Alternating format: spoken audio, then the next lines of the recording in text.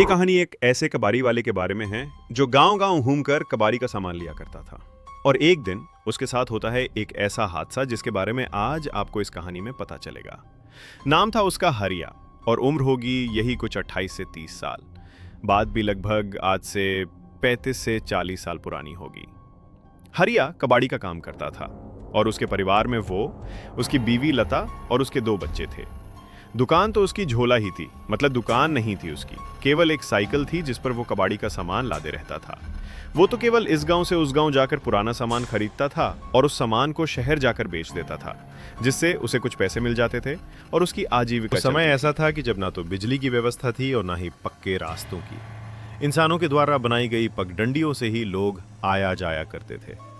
हरिया भी उन्हीं रास्तों का इस्तेमाल करता था एक जगह से दूसरी जगह जाने में। ऐसे ही एक दिन की बात है जब सुबह सुबह ही हरिया दूसरे गांव में भंगार का सामान लेने के लिए निकल गया था। आज उसका दिन अच्छा था और उसको बहुत सारा कबाड़ी का सामान मिला, तो उसने सोचा कि चलो 1-2 गांव और घूम आए तो थोड़ा और सामान मिल जाएगा। यही सब सोचकर वो दूसरे गांव भी चला गया। उसको वहां भी खूब सारा कबाड़े का सामान मिला और ऐसे करते करते उसे शाम हो गई थी। अब वो सोचने लगा कि अरे आज तो समय का पता ही नहीं चला, मुझे घर पहुंचने में पक्का देर रात होने वाली है। अगर आज मैं यहाँ रुक जाता हूँ तो घर पे सब मेरी चिंता करेंगे, इसलिए मुझे जल्द से जल्द निकल जाना चाहिए। और ये सब सोचकर वो अपने घर की ओर निकल गया। वैसे वो अपने गांव से काफी दूर आ गया था और तकरीबन 3 से 4 घंटे उसके लगने वाले थे अपने गांव तक पहुंचने में। हे भगवान, आज काम के चक्कर में बहुत लेट हो गया हूँ। घर पे लता और बच्चे मेरी राह देख रहे होंगे। मुझे जल्द से जल्द घर पहुंचना चाहिए। उसके घर का रास्ता वैसे तो बहुत लंबा था, पर अगर वो जंगल वाले रास्ते से जाए तो वो जल्दी पहुंच जाएगा। यही सब सोचकर वो जंगल वाले रास्ते की ओर चला गया। रात के कुछ 10 बज रहे होंगे। उसे जंगल से थोड़ी दूरी पे लालटेन और आग की रोशनियां दिखाई दे रही थी, तो उसे थोड़ा सुकून मिल रहा था। पर थोड़ा आगे जाने के बाद उसे वो रोशनियां आना भी बंद हो गई। अब हरिया धीरे धीरे आगे बढ़ रहा था, पर उसके सामान की वजह से वो थोड़ा थक भी रहा था, तो वो थोड़ा आराम करता और फिर से चलने लगता।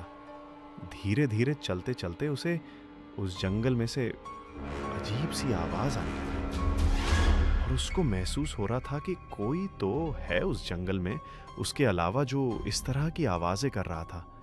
उसको एक गंदी सी बदबू भी आने लगी थी, तो उसने सोचा कि शायद ये बदबू खराब पानी की होगी जो यहाँ जमा हुआ होगा और ये अजीब सी आवाज शायद इन सामानों से आ रही होगी। थोड़ा आगे जाने पर उसने फिर से महसूस किया कि पेड़ों पर कोई तो है, शायद ये कोई पक्षी हो।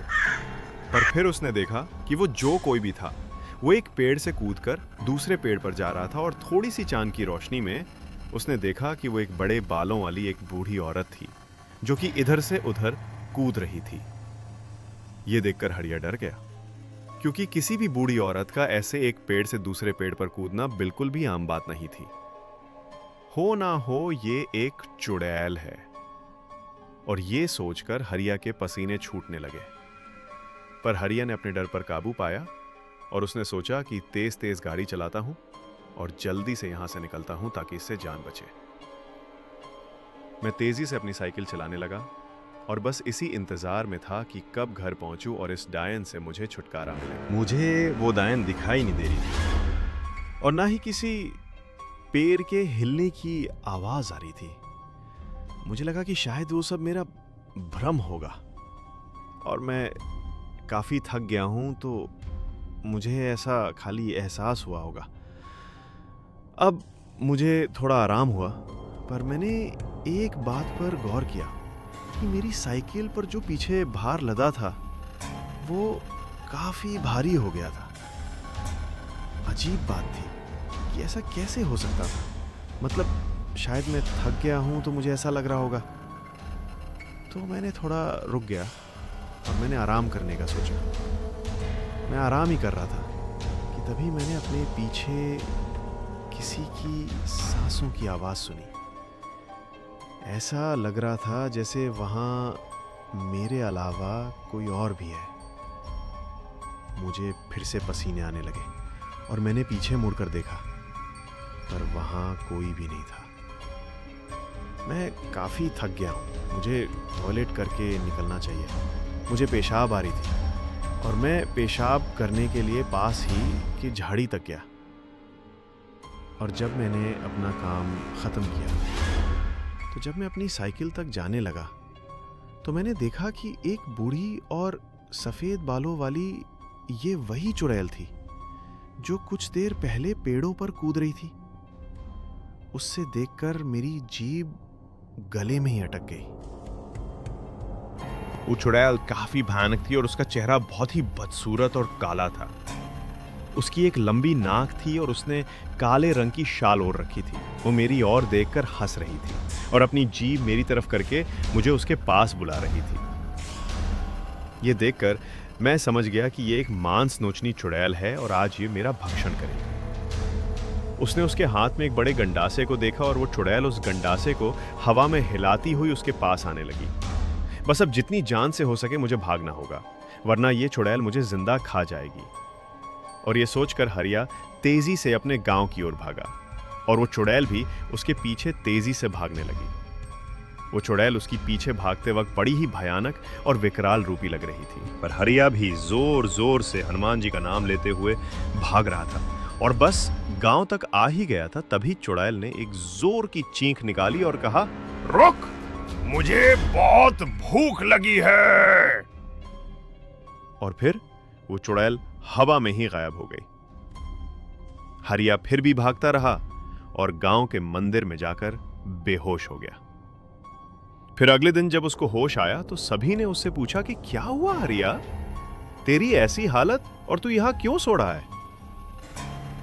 देख, पूरी रात तेरे बीवी बच्चे कितनी चिंता में थे। चल अब बता तेरे साथ क्या हुआ था। फिर हरिया ने उन्हें पूरी बात बताई तो वे सब उससे बोले, अरे तेरे दिमाग खराब था क्या जो तू उस मनसनोचनी के जंगल से गुजर कर आया? खैर, तेरे भाग्य अच्छा है जो तू बच गया, शायद तुझे भगवान ने बचा लिया। फिर हरिया उठा और उसने भगवान को धन्यवाद किया और अपने बीवी से मिलकर वो कुछ गांव वालों के साथ उस जंगल में उस जगह चला गया जहां पर उसकी कबाड़ी का सामान लादने वाली साइकिल थी। उन लोगों ने वहां जाकर देखा कि उसकी साइकिल के टुकड़े और कबाड़ी का सामान यहां वहां पड़ा हुआ था। ये उस चुड़ैल का ही काम था। हरिया उस दिन बच गया और फिर उसने गांठ बांध ली कि अब वो इस जंगल में कभी नहीं आएगा। हर रहस्य की एक नई परत होती है और हमने तो अभी सिर्फ शुरुआत की है। अगर सच तक पहुंचना है तो चैनल को सब्सक्राइब जरूर करना। अगली कहानी तुम्हारा इंतजार कर रही है।